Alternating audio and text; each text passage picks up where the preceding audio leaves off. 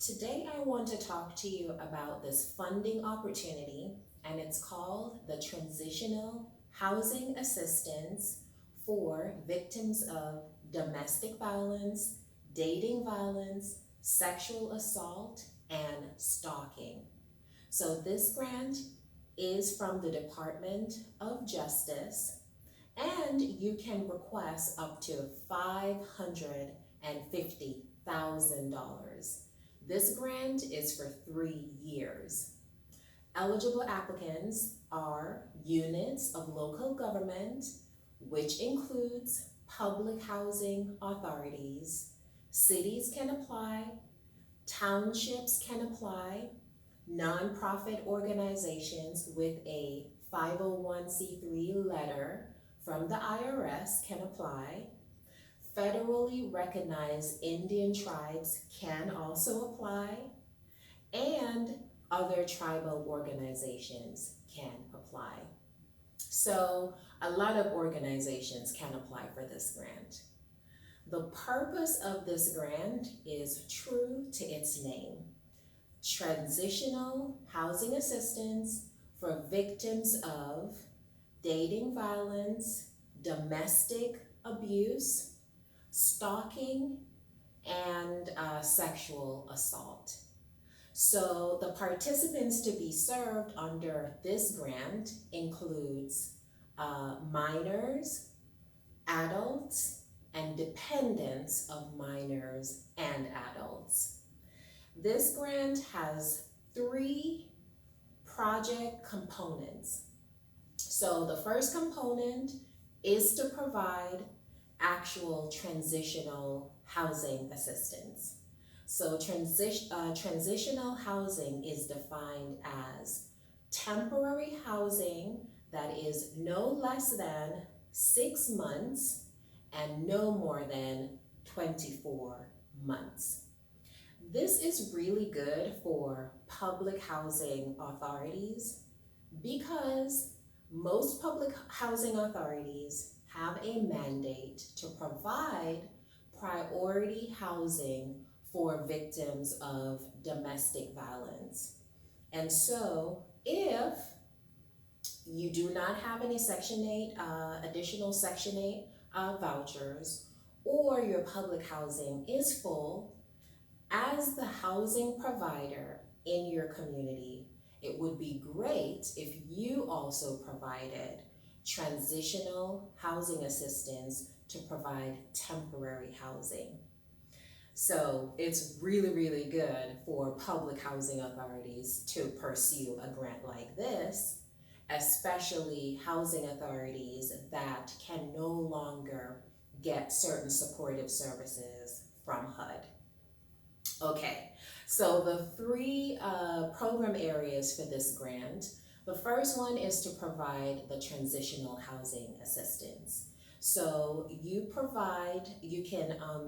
use the grant funding to pay for the operating costs of a newly developed transitional housing development, or to pay for the operating costs of an existing transitional housing development. So that is the first focus area. The second focus area is that you provide short-term rental assistance. So short-term rental assistance is actual financial assistance.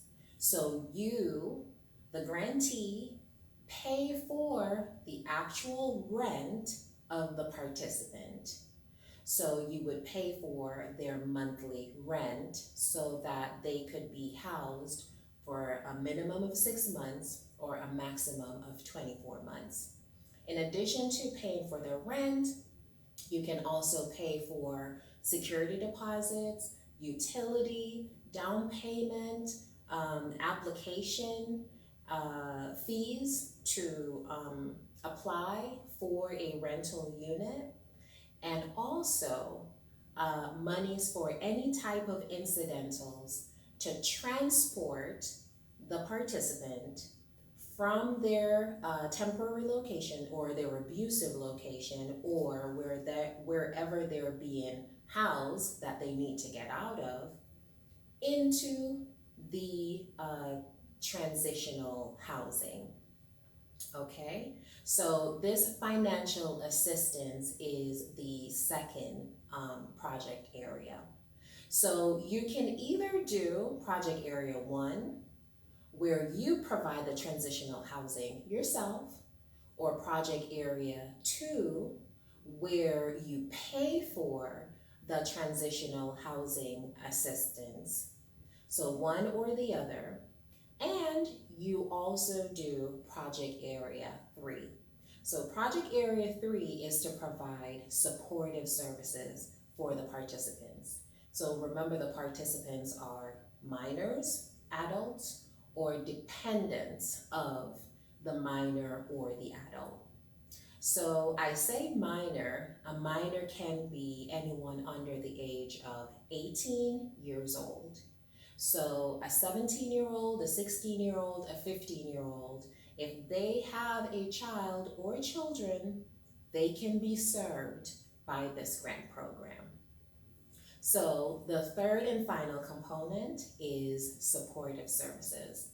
So under supportive services, there are 3 mandates that you must do. The first is that you will assist the participant to identify, locate, and secure permanent housing.